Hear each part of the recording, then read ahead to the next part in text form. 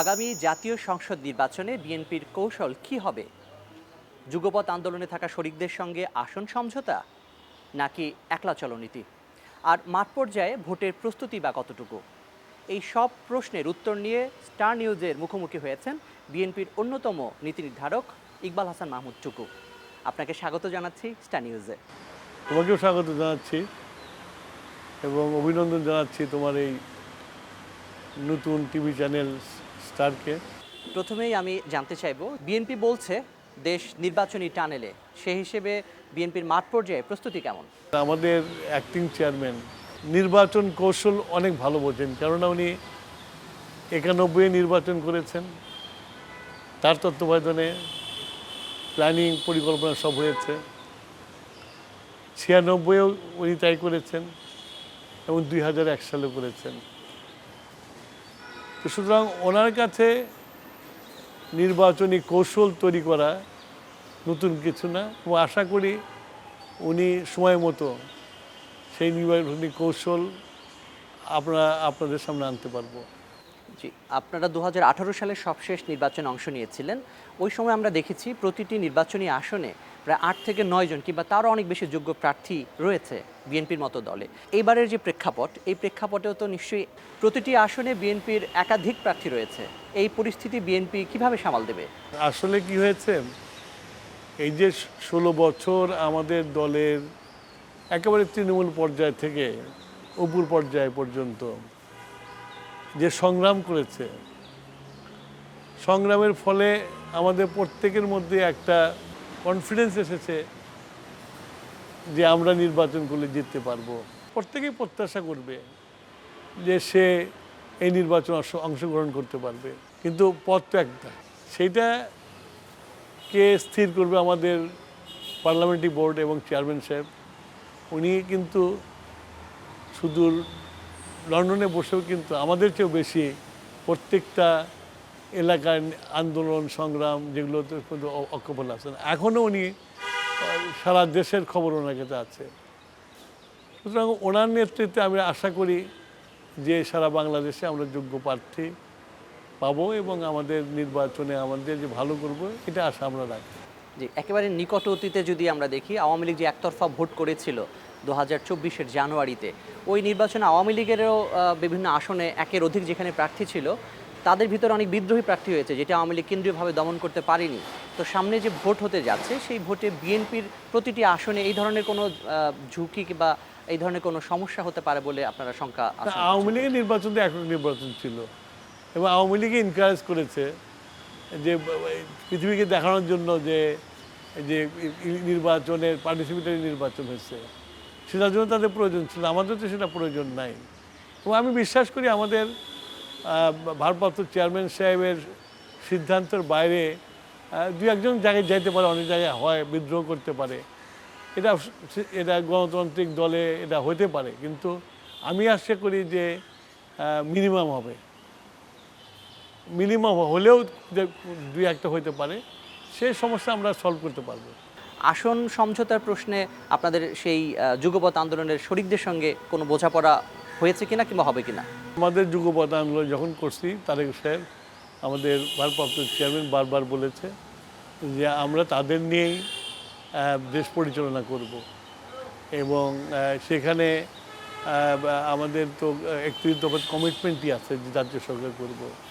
তো এইসব ব্যাপারে নির্বাচনের তফসিল না ঘোষণা হওয়া পর্যন্ত কিছু নিশ্চিত করে বলা যাবে না। তফসিল ঘোষণা হলে তখন বলা যাবে যে কে কাকে কোন জায়গায় সিট ছাড়া হবে। লন্ডনের বৈঠকের পরে একটি জিনিস পরিষ্কার হয়েছে, যৌথ বিবৃতির মধ্য দিয়ে, যে ফেব্রুয়ারিতেই হয়তো নির্বাচন হবে, জাতীয় নির্বাচন। এই বিষয়ে জাতি সংশয়মুক্ত হয়েছে এবং সেই নির্বাচনী প্রক্রিয়ার আরও কিছু ধাপ আছে, সেটি তফসিল ঘোষণা, তারপরে হচ্ছে প্রার্থী নির্বাচন কিংবা মনোনয়ন। নির্বাচনের তফসিল কবে চাচ্ছেন? আমি মনে করি অতি দ্রুত সীমানা নির্ধারণের কাজটা শুরু করা উচিত। কারণ আওয়ামী লীগ তো সীমানা তাদের পছন্দ মতো, যেখানে বিএনপির ভোট বেশি সেটাকে অন্য একটা আওয়ামী লীগের যেখানে বেশি ভোট সে তার সাথে লাগিয়ে দিয়েছে যাতে এফেক্ট না করে, এই ধরনের অনেক কাজ করেছে। সুতরাং সীমানা নির্ধারণটা ঘোষণাটা অতি দ্রুত আসা উচিত, সো দ্যাট সীমানাটা নির্ধারণ হয়ে যায়। তারপরে তফসিলের ঘোষণা আসতে হবে। এমনি তো আছে 90 দিনের মধ্যে নির্বাচন করতে হয়, তো অ্যাটলিস্ট তফসিল ঘোষণার 2-3 মাস আগে করতে হয়, সেটা এখনও দেরি আছে, দেখা যাক কী হয়। এবারের ধানের শীষ প্রতীক পেতে হলে কোন কোন যোগ্যতা তাদের থাকা উচিত কিংবা থাকতে হবে? কারণ অনেকেই হয়তো আসবেন, এবার মনোনয়ন চাইবেন। সবচেয়ে বড় মানদণ্ড হলো যে এবারের আন্দোলনে কে কীভাবে পার্টিসিপেশন করেছে, সেটা তো একটা বড় মানদণ্ড হবে। তাছাড়া অন্যান্য মানদণ্ড বিচার করা হবে, সেগুলো এখনই বলা কঠিন আর কি। আমরা দেখি কারা প্রার্থী হচ্ছে, তারপর আমরা বলতে পারবো যে কী মানদণ্ড আমরা তৈরি করব। এখনই মানদণ্ড তৈরি করাটা ডিফিকাল্ট হবে। কমিটমেন্ট দলের প্রতি যাদের সবচেয়ে বেশি কমিটমেন্ট ছিল, যারা অভিজ্ঞ, তাদেরই তো আমরা চেষ্টা করব। তারপরে তো আমরা তো বুড়ো হয়ে যাচ্ছি, আমাদের তো আর নেই। সুতরাং নবীন প্রবীণের একটা ব্লেন্ড করেই এবারকার নির্বাচন হবে। আমরা সব দলেরই দেখি নির্বাচনে মনোনয়নের বেলায় ব্যবসায়ীদের এক ধরনের আধিক্য থাকে। বিএনপির আগামী নির্বাচনের ক্ষেত্রে প্রার্থী তালিকায় ব্যবসায়ীদের সেই আধিক্য থেকে কি বিএনপি বেরিয়ে আসবে? একটা মানুষের তো কিছু করে খেতে হয়, তাই না?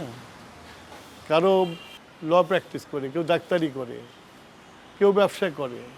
সুতরাং সকল শ্রমজীবী, সকল ধরনের শ্রমের মানুষকে নিয়েই তো নির্বাচন করতে হবে। খালি ব্যবসায়ী দিয়ে তো নির্বাচন হয় না, আরও অনেক প্রফেশনাল লোক আছে, সব মিলেই একটা সুন্দর যাতে ব্লেন্ড হয় সেটা ব্যবস্থা করা হবে। জি, আরেকটি বিষয় হচ্ছে বিভিন্ন আলোচক কিংবা বিশ্লেষকদের বিভিন্ন গবেষণা কিংবা তাদের তথ্যে ভোটের সমীকরণে আওয়ামী লীগের ভোট 30% কাছাকাছি। এই ভোট কাদের বাক্সে পড়বে বলে মনে করেন? আওয়ামী লীগ যে হার্ডকোর আওয়ামী লীগের যে ভোটটা এবং সুইং ভোটটা, যেটা আমার মনে হয় সুইং ভোট যেটা ছিল সেটা আর আওয়ামী লীগের আছে এত অত্যাচার করার পরে। এখন হার্ডকোর আওয়ামী লীগ যারা নাকি এখন পর্যন্ত স্বীকার করে না যারা অন্যায় করেছিল, তাদের ভোট তারা কি করবে বলা কঠিন। কিন্তু সুইং ভোট আমি আশা করি যে বিএনপির যে এই ত্যাগ তিতিক্ষা এইসবের জন্য এবং জিয়াউর রহমান সাহেব, বেগম খালেদা জিয়া নিজে হাতেই দলটাকে একটা বিপর্যয় থেকে উদ্ধার করে নিয়ে আসছেন, অবশ্যই ওনার প্রতি মানুষের আস্থা থাকবে, ভোটটা দেবে, এটা আমরা বিশ্বাস করি। তারপরে তো আমাদের ভারপ্রাপ্ত চেয়ারম্যান প্রতিদিন মানুষের কাছে যাচ্ছে, তো আমি আশা করি যে বিএনপি ভালো করবে। আপনাদের যারা রাজনৈতিক প্রতিদ্বন্দ্বী রয়েছে তারা একটি প্রশ্ন ছুড়ে দিয়েছেন আপনাদের দিকে, যে তৃণমূলে আপনারা আওয়ামী লীগকে পুনর্বাসন করার চেষ্টা করছেন এবং ভোট নিয়ে আপনারা ভারতের সুরেই কথা বলছেন। সবচেয়ে বড় কথা হচ্ছে হলো যে আমরা বিএনপি আওয়ামী লীগের ব্যাপারে খুব স্ট্রিক্ট, আমরা কোনো আওয়ামী লীগের নেই, কিন্তু আমরা দেখছি যারা সমালোচনা করছে তারা এই কাজটা করছে এবং তাদের সাথে আওয়ামী লীগের সাথে সবসময় আঁতাত হয়েছে, বিএনপির সাথে কোনোদিন আঁতাত হয় নাই।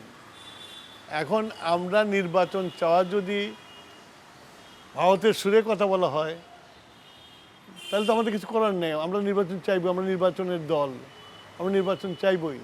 আজকে যেসব সমস্যা আছে, আজকে এই যে ব্যবসায়ীরা, আমার কাছে অনেকগুলো ব্যবসায়ী আসছিল গত পরশুদিন রাতে, তারা বলে আমাদের বাইরেরা আসতেছে না, বলতেছে নির্বাচন হোক তারপরে আমরা আসবো। এটা ইন্টারিম গভর্নমেন্টের প্রতি কোনো কারোই আস্থা থাকে না, সেজন্য নির্বাচনটা প্রয়োজন, সেই জন্যই বিএনপি নির্বাচন চায়। যে ভোটাররা ভোট দিয়ে আঙ্গুলের ছাপে তাদের জনপ্রতিনিধি নির্বাচিত করেন এবং সংসদে তাদের প্রতিনিধি পাঠান কথা বলার জন্য, গত 17 বছর ধরে তারা তাদের ভোটাধিকার প্রয়োগ করতে পারেনি, সেই ভোটারদের উদ্দেশ্যে কি বলবেন? বিএনপির একজন কর্মী হিসাবে আমি বলতে চাই যে বিএনপি কোনোদিনও এই ধরনের জোর করে ক্ষমতায় থাকার ব্যবস্থা করবে না। বিএনপি চিরকালই জনগণের ভোটে ক্ষমতা এসেছে এবং জনগণের ভোটের রায়কে বিএনপি সবসময় সম্মান দেখাবে। সুতরাং এটা বাংলাদেশের মানুষ তো ভোটটাকে একটা ফেস্টিভ্যাল মনে করে, তো আস্তে আস্তে ফেস্টিভ মুডে চলে যাবে মানুষের, এটাই স্বাভাবিক বাংলাদেশে। আপনাকে অনেক ধন্যবাদ স্টার নিউজের সময় দেওয়ার জন্য। তোমাকে অনেক ধন্যবাদ আমাকে সুযোগ দেওয়ার জন্য, জনগণের সামনে আসার জন্য, এবং জনগণকেও আমি আগাম শুভেচ্ছা জানাচ্ছি যে আগামী নির্বাচন উৎসবমুখর হোক, এটি কামনা করছি। দর্শক, আজকের মতো বিদায় নিচ্ছি, স্টার নিউজের সাথেই থাকুন।